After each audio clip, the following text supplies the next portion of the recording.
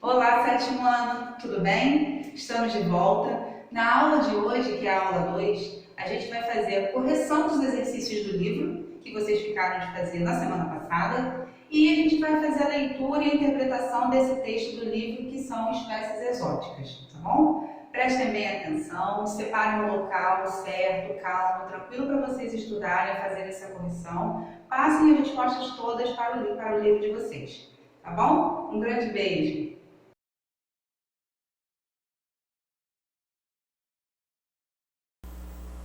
Oi, meus queridos, tudo bem com vocês?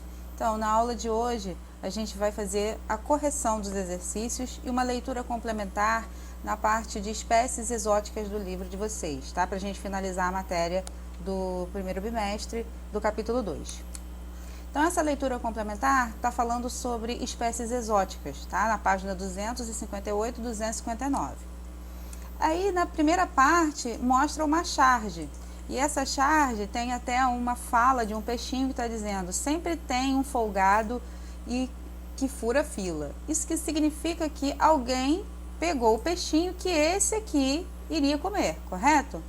Então, como a gente lembra lá atrás, quando a gente falou na aula de cadeia alimentar é um fluxo de energia, né? Então, onde os seres vivos vão se alimentando de um ser menor que ele, seja herbívoro ou carnívoro, ou seja um ser produtor como uma planta, enfim. Cadeias alimentares a gente viu que existem diversas maneiras de existir. Nesse caso aqui, a pergunta da letra A está dizendo o que você entendeu ao ler essa charge? É isso. Então eu coloquei aqui a resposta, uma resposta provável, e vocês confirmam aí com o que vocês colocaram no caderno. A charge mostra então que uma espécie exótica foi inserida num ambiente. O que significa uma espécie exótica? É uma espécie que não faz parte daquele ambiente. Então, quando ela é trazida ou de propósito ou não, mas de uma maneira ou de outra, ela vai interferir naquela cadeia alimentar daquele local, tá? Então, é isso que significa espécie exótica inserida no ambiente. E aí ela vai alterar aquela cadeia alimentar e desequilibrar todo aquele ecossistema, tá bom? A letra B, ele vai perguntar: é possível que as relações ecológicas de um ecossistema possam sofrer alterações? Sim, com certeza. Então a resposta provável é essa: ó. Quando uma espécie se instala em locais nos quais não são naturalmente encontradas, elas podem representar grande risco à biodiversidade e, em muitos casos, alteram o equilíbrio local e toda uma cadeia alimentar envolvida. Então, é aquilo que eu acabei de explicar. Existe uma cadeia alimentar natural em todos os lugares. Se uma espécie que não é natural daquele local vir para ele, ela vai atrapalhar a cadeia alimentar daquele local.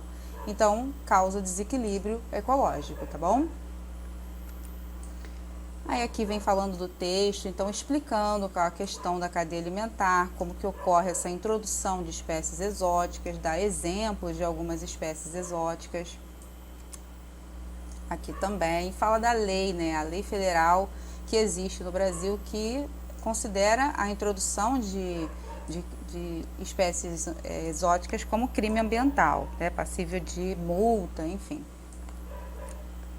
E aí, na última parte, a penúltima pergunta diz: cite medidas que podem ser adotadas para diminuir a introdução de espécies exóticas no Brasil. Então, aqui eu coloquei alguns exemplos. Né? Então, não abandonar animais em locais, ou seja, animais exóticos na natureza. O que significa isso? Você, né, existem muitos casos, né, de pessoas que fazem o comércio ilegal de espécies exóticas e deliberadamente largam aqueles animais no ambiente, de qualquer maneira, né? Então, nesses casos é que ocorre o desequilíbrio, porque normalmente a pessoa não pega um animal no local para cuidar e para levar para sua casa, pode vender e aí qualquer coisa pode acontecer.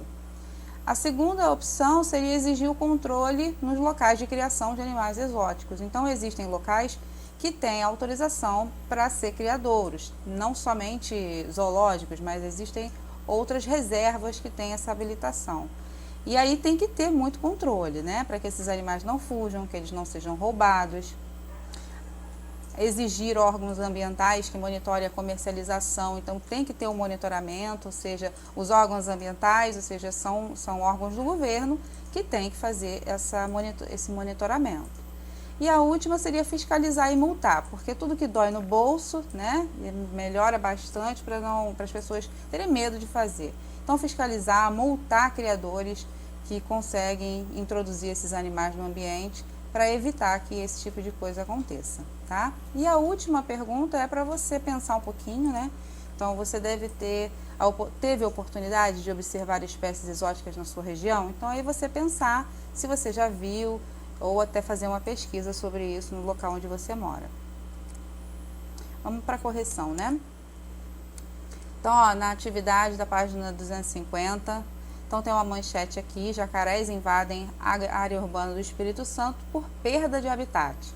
Então, a letra A pergunta: de acordo com a manchete, qual é a possível consequência da perda do habitat? Então, ó, o deslocamento de animais para áreas urbanas. Se o animal não tem um local para ele viver, ele vai se deslocar para buscar alimento e abrigo. Então, isso pode ser na área urbana também.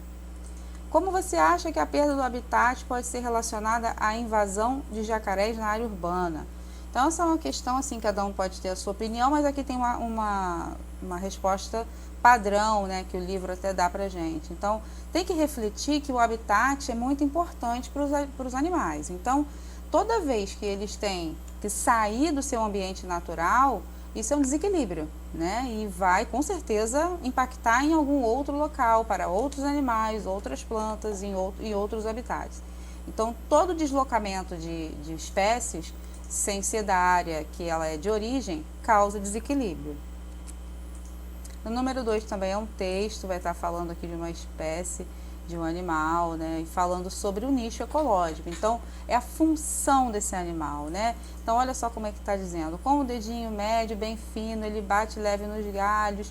Então, ali ele vai conseguir o seu alimento, ou seja, ele come insetos, larvas e tal. Então, esse processo todo, de como ele se alimenta, de como que ele vive, qual é a forma de sobrevivência desse animal, é o que a gente considera como nicho ecológico, porque o habitat é o local, é a parte geográfica. O nicho ecológico não. O nicho é a função que aquele animal executa naquele ambiente. E aí, justificar a letra A, ou seja, você explicar exatamente aquilo que eu falei, o que é nicho ecológico. Então, aqui também tem uma possível resposta, mas eu também acabei de falar para vocês. Já na página 254, aqui é para a gente nomear, né, os níveis tróficos de uma cadeia desses animais. Então, aqui, ó, as microalgas são os seres produtores. Lembra que a gente falou sobre isso? Produtores porque eles fazem fotossíntese. O zooplâncton já são os consumidores primários. Por quê? Porque o zooplâncton se alimenta do fitoplâncton, tá? Tá vendo aqui a ordem das setas? Essa ordem das setas indica que esse grupo aqui de ser vivo, que no caso é o fitoplâncton, são as microalgas, é o alimento do zooplâncton, que pode ser microcrustáceos, entre outros. Aqui, ó, os peixinhos pequenininhos, os lambaris, são os consumidores secundários. Por quê? Porque eles se alimentam dos consumidores primários. Esse peixe grande aqui, as traíras, são os consumidores terciários, porque se alimentam dos secundários. E aqui, entre toda essa cadeia, né, que pode estar envolvido com todo mundo, tá os decompositores, né, que vão se alimentar da matéria orgânica em decomposição, ou seja, depois que esses animais morrem. A atividade da página 265 é para a gente fazer uma correlação, né, entre nécton, bênton e zooplâncton. Então, zooplâncton aqui, ó, os copépodes, que são microcrustáceos, letra B. O bento, que está aderido ao substrato, lembra que a gente falou sobre isso? O substrato é o solo marinho, né? Todo animal que fica aderido ao solo marinho, ele não tem mobilidade. E o nécton, que é os animais que nadam ativamente. E aí pede para a gente observar essa foto desse aquário e pede para a gente dizer quais são os elementos do meio biótico e o abiótico. Então é só vocês dizerem. O biótico é aqueles que têm vida, então são os peixes. E o abiótico é tudo que não tem vida, então são os peixinhos de plástico, é o fundo de areia, são as rochas. Letra B, quais fazem parte do meio abiótico? Então, isso que eu falei agora. Letra C. Como podemos chamar a interação existente entre o meio biótico e abiótico? É o ecossistema. E letra D. Se alterarmos algum fator no meio abiótico desse ecossistema, ocorrerá alterações no meio biótico? Com certeza. Por quê? O meio biótico não é aquele que tem vida? São os animais, as plantas, os micro-organismos? Então, esses seres vivos, eles são adaptados às condições do meio abiótico. Então, quantidade de luz, né? Animais que suportam pouca quantidade de luz ou muita quantidade de luz, a quantidade de calor, ou seja, a temperatura. Tem ambientes que a temperatura é muito baixa e os animais são adaptados a essas temperaturas baixas. Ou ambientes onde é muito calor, como desertos, por exemplo. Então, os animais e as plantas que vivem lá são adaptados a isso, tá bom? Então, é isso que ele está querendo dizer. Se altera o meio biótico? Claro que altera, né? Porque os animais que vivem no ecossistema, eles são adaptados de acordo com as condições do ambiente. E aqui também pede para a gente dar uma olhadinha, né, nas microalgas, microcrustáceos, aqui que são os representantes do plâncton, bentonécton. Pede para montar uma cadeia alimentar e identificar. Então aqui, ó, produtores é o fitoplâncton, tá? Por quê? Porque fazem fotossíntese. Consumidor primário, o zooplâncton. O consumidor secundário, os roncadores, aqui, ó. E o consumidor terciário, o tubarão-martelo. Aqui está falando, na África são encontrados estepes e savanas. Escreva qual bioma de cada um nas fotografias que representam. Então, ó, estepes e savanas. E aqui, existem biomas semelhantes no Brasil? Com certeza. Campos sulinos, relacionados ao estepe, e cerrado, relacionado à savana, tá? Que tem quase as mesmas características, tanto de vegetação quanto de clima. E depois fazer aquela cadeia alimentar, né, que a gente falou da outra página, ele colocou aqui no gabarito, tá? Bonitinho, então vocês copiem no caderno certinho, tá bom? Página 267 é aquele resumo que todo final de capítulo tem. Então, no ecossistema tem o habitat, que é o local onde os seres vivos vivem, nicho ecológico, que é o modo de vida deles, o fluxo de energia, que é a cadeia alimentar, os níveis tróficos, produtores, consumidores e decompositores, e os tipos de biomas, tanto terrestres quanto os biomas brasileiros.